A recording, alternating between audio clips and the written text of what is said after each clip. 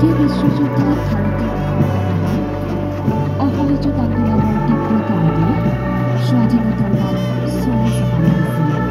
ফলশ্ৰুতি 1947 চনৰ 15 আগষ্টত ভাৰতৰ বিমানবন্দৰলৈ কুচকাৱাজ পৰিদৰ্শন কৰি আগবাঢ়ি আহে।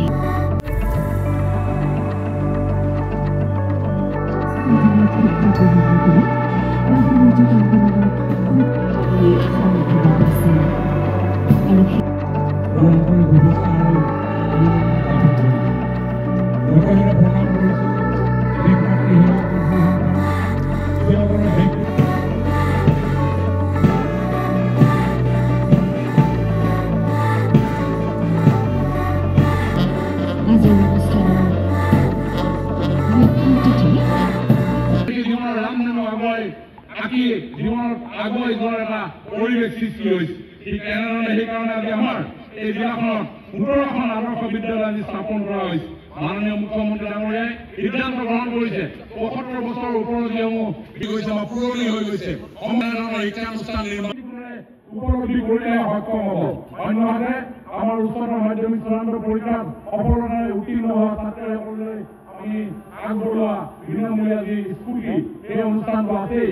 আৰু যোৱা বৰ্ষত প্ৰায় ১৯০৮ স্নাতক বৰ্ষত প্ৰথম বৰ্ষত নামভৰ্তি কৰা ছাত্ৰীসকল আৰু স্নাতকোত্তৰ বা সমপৰ্যায়ৰ বিভিন্ন শিক্ষানুষ্ঠানত নামভৰ্তি কৰা ছাত্ৰীসকলক আজি ১০০০ দৰিদ্ৰতাৰ কাৰণে কোনেও যাতে শিক্ষা গ্ৰহণৰ পৰা বঞ্চিত হৈ থাকিব লগা নহয়, তাৰ কাৰণে আজি মাননীয় মুখ্যমন্ত্ৰী ডাঙৰীয়াই চৰকাৰী বিদ্যালয়ত মাধ্যমিক শিক্ষান্ত ব্যৱস্থাৰ জৰিয়তে এতিয়া আৰু কোনো ছাত্ৰ ছাত্ৰীয়ে পৰিৱেশ অসমত নাই। প্ৰত্যেকগৰাকীৰ হাতত কিতাপখন তুলি দিয়া গৈছে, প্ৰত্যেকগৰাকী ছাত্ৰ ছাত্ৰীৰ হাতত কাপোৰযোৰ তুলি দিয়া গৈছে, যাতে তেওঁলোকৰ ইচ্ছুক লক্ষ্যত তেওঁলোকে উপনীত হ'ব পাৰে। আজি বিনামূলীয়া পাঠ্যপুথিৰ পৰা আৰম্ভ কৰি ৰাজ্যখনৰ প্ৰশাসন ব্যৱস্থাৰ ব্যাপক সংস্কাৰ সাধন কৰি উন্নয়নৰ বহুসংখ্যক অভিলাষী আঁচনি গ্ৰহণ কৰি ইতিমধ্যে এই চৰকাৰখন সমগ্ৰ দেশৰে দৃষ্টি আকৰ্ষণ লাভ কৰিবলৈ সক্ষম হৈছে।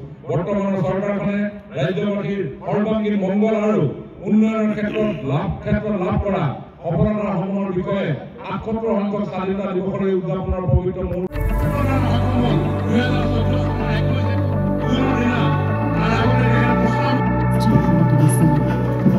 দ্বিতীয় বিশ্বযুদ্ধত ভাৰতীয় অসহযোগ আন্দোলনৰ তীব্ৰতাৰে স্বাধীনতাৰ নাম চলি জমা লাগিছিল।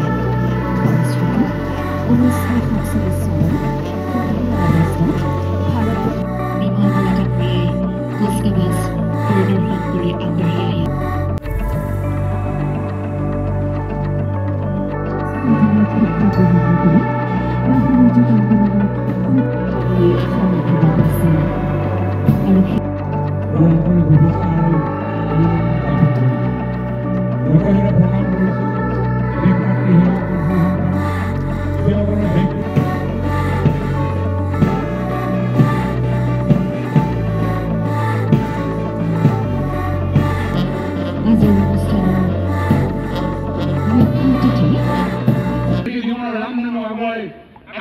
জীৱনত আগুৱাই যোৱাৰ এটা পৰিৱেশ সৃষ্টি হৈছে। ঠিক এনেধৰণে সেইকাৰণে আজি আমাৰ এই জিলাখনত ১৫খন আদৰ্শ বিদ্যালয় আজি স্থাপন কৰা হৈছে।